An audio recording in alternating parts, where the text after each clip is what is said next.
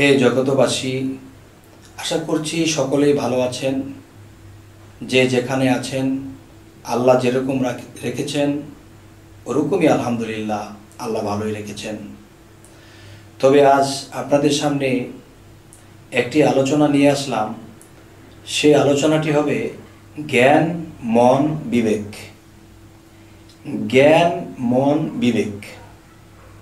তাহলে এই মানব দেহের ভিতরে জ্ঞান, মন, বিবেক এই তিনটা জিনিস। আচ্ছা, এই তিনটা জিনিসকে যদি কেউ নিজের আয়ত্তে আনতে পারে সে এই পৃথিবীতে মহাপুরুষ হবে। জ্ঞান, মন, বিবেক এই তিনটা জিনিসকে যার নিজের আয়ত্ত করেছে সে মহাপুরুষ হবে। সে মুখে যা বলবে তা হবে এবং আল্লাহ তার কথা শুনতে বাধ্য। আল্লাহ শুনবেই তার কথা। যেমন মন, জ্ঞান, বিবেক। দেখা গেছে মন, জ্ঞান, বিবেক এই তিনজন হলো সাথী। এই তিনজন তিনজনের সাথী। এখন দেখা যায় এই সাথীদেরকে নষ্ট করে কে? এই সাথীদেরকে নষ্ট করে 6টা রিপু। আর এই 6টা রিপুকে নষ্ট করে কে?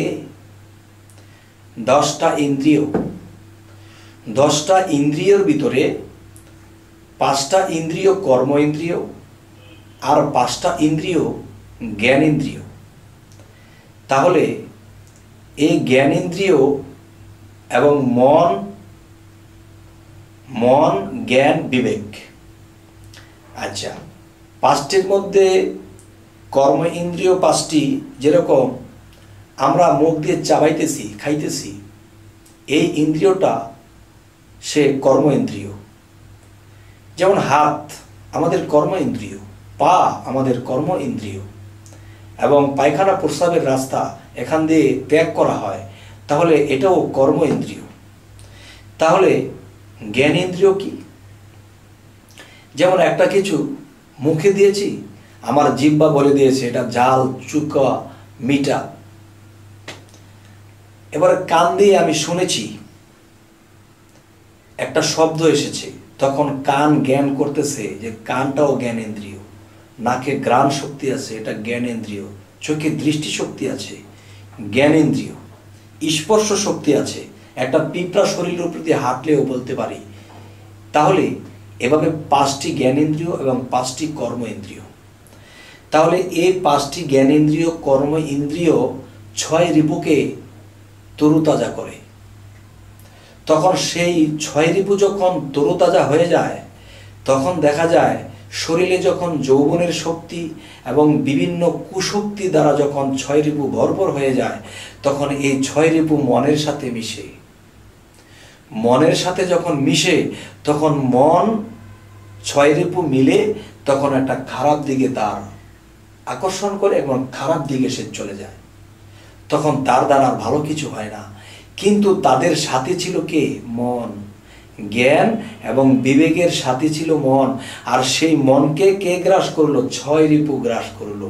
যখন 6 রিপু গ্রাস করে তাকে 6 রিপুর আয়ত্ত করলো, তখন 10টা ইন্দ্রিয়কে, জ্ঞান ইন্দ্রিয় এবং কর্ম ইন্দ্রিয়, এই 10টা ইন্দ্রিয়কে পরিচালনা করতে শুরু করে দেয়। তখন ইচ্ছা শক্তিটাকেও তারা আয়ত্ত করে নেয়। যে আমি ইচ্ছা করেছি হাতটা আলগা করে রাখবো, রেখেছি, হাতটা নামাবো, নামিয়েছি। তাহলে এই ইচ্ছা শক্তিটাকেও সেই 6 রিপু এবং মন মিলে এই ইচ্ছাকেও আয়ত্ত করে নেয়। তখন কি হয়? তখন জ্ঞান এবং বিবেক তারা অচলের মতো হয়ে যায়। তাদের কথা শুনছে না, মন যা কিছু বলে তাই করতেছে। তাহলে 6টা রিপুর মধ্যে একটা রিপু হলো মাস্টার। সেই মাস্টার রিপুটার নাম কি? প্রথম রিপু হলো কাম। কাম, ক্রোধ, লোভ, মোহ, মায়া, মাৎসর্য।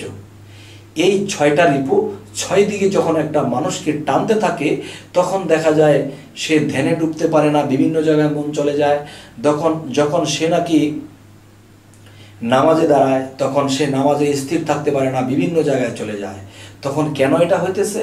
আমি পৃথিবীতে গোশ, মাংস, পোলাও, মাছ, বিভিন্ন ভালো ভালো খাদ্য খেয়ে আমার 10 ইন্দ্রিয়কে তরুতাজা করে তুলেছি।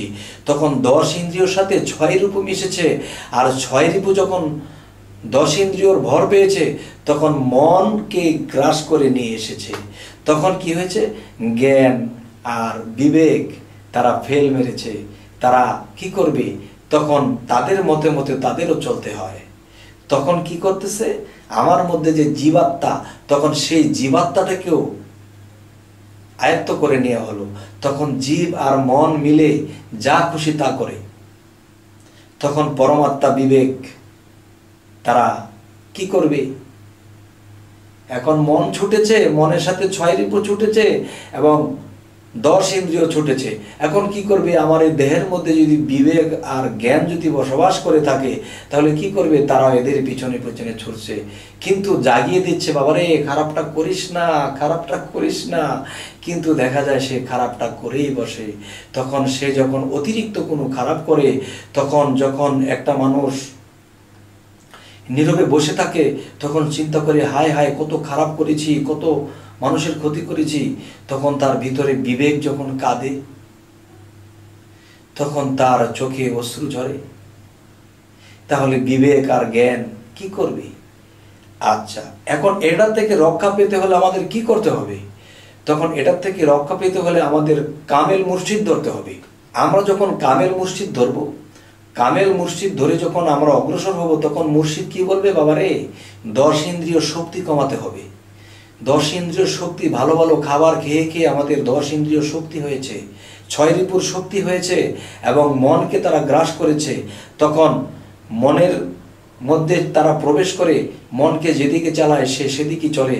কিন্তু এখন জ্ঞান আর বিবেক তার কোনো কাজ করতেছে না, সমস্ত খারাপ করে বেড়াইতেছে।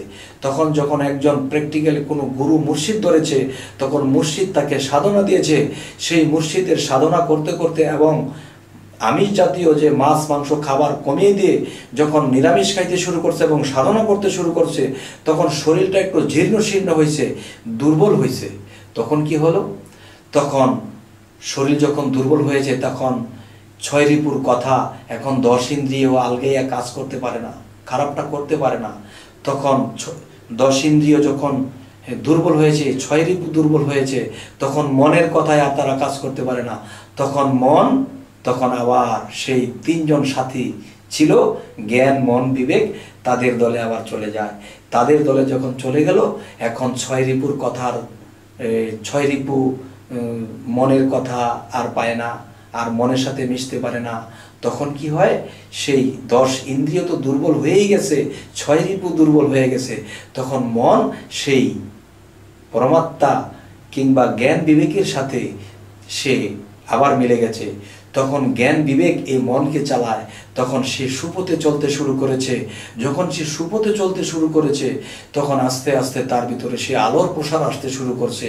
তখন মুর্শিদের যে একটা ফায়েজ, মুর্শিদের যে একটা প্রেম ভক্তি আছে, সেই দৃষ্টি যখন তার মধ্যে লাগে, তখন সে আস্তে আস্তে সে জিকিরে ফানাফিল্লা হয়।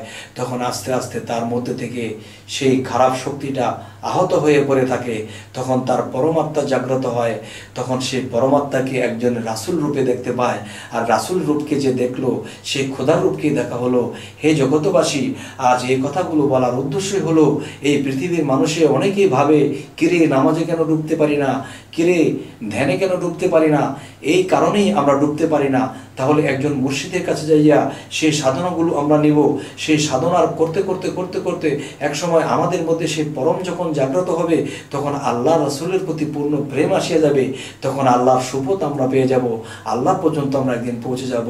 হে জগতবাসী, আজ এই কথাগুলো বলেই রাখছি। সকলেই ভালো থাকবেন। আল্লাহ হাফিজ।